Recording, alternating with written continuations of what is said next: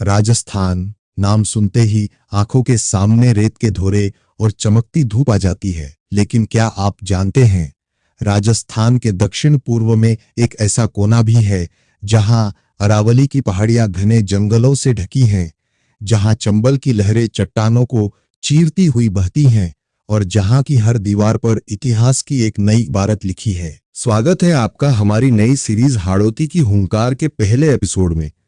आज हम उस दौर में पीछे चलेंगे जब चंबल की इस घाटी में हाड़ा वंश की पहली गर्जना सुनाई दी थी।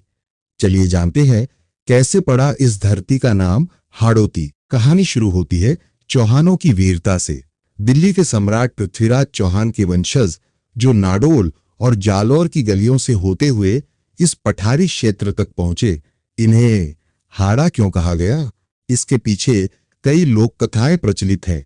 कुछ कहते हैं कि इनके पूर्वज अस्थि प्रवाह हड्डियों के विसर्जन के संकल्प के कारण हाड़ा कहलाए, तो कुछ के अनुसार इनके एक महान पूर्वज हाड़ा राव के नाम पर यह वंश आगे बढ़ा। लेकिन इस बंजर और पहाड़ी इलाके पर राज करना इतना आसान नहीं था। यहाँ पहले से ही स्थानीय मीणा जनजातियों का शासन था। साल था 1242।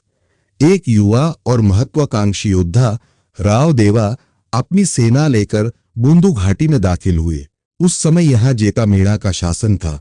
राव देवा ने अपनी कूटनीति और शौर्य से मीणाओं को परास्त किया और नींव रखी एक ऐसे राज्य की जिसे आज हम बूंदी के नाम से जानते हैं।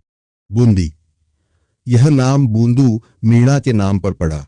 राव देवा ने न केवल शासन बदला बल्कि इस पथरीली जमीन को संस्कृति और कला का केंद्र बनाने का सपना भी देखा।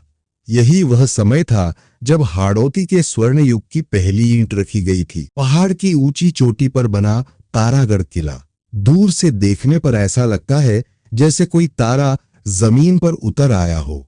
राव बरसिंह ने जब इसका निर्माण करवाया तो उन्होंने इसे इतना अभेद्य बनाया कि सदियों तक बड़े बड़े हमलावर इसके दरवाजे नहीं खोल पाए।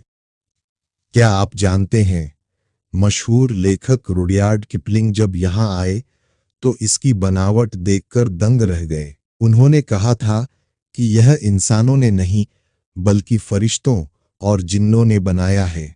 बूंदी की यह स्थापना तो बस एक शुरुआत थी। आगे चलकर इसी शाखा से कोटा निकला, फिर झालावाड़ बना और बारां के जंगलों ने अपनी अलग पहचान बनाई। अगले एपिसोड में हम देखेंगे उस तिलिस्मी किले के अंदर की कहानियां और वह भित्ति चित्र पेंटिंग्स जिन्हें देखकर आज दुनिया के कलाकार दांतों तले उंगली दबा लेते हैं। अगर आपको हाड़ौती की यह गौरव गाथा पसंद आई तो इस वीडियो को लाइक करें और कमेंट में बताएं क्या आप जानते हैं आपके शहर का पुराना नाम क्या था। मिलते हैं अगले एपिसोड में। जय राजपूताना, जय हाड़ौती।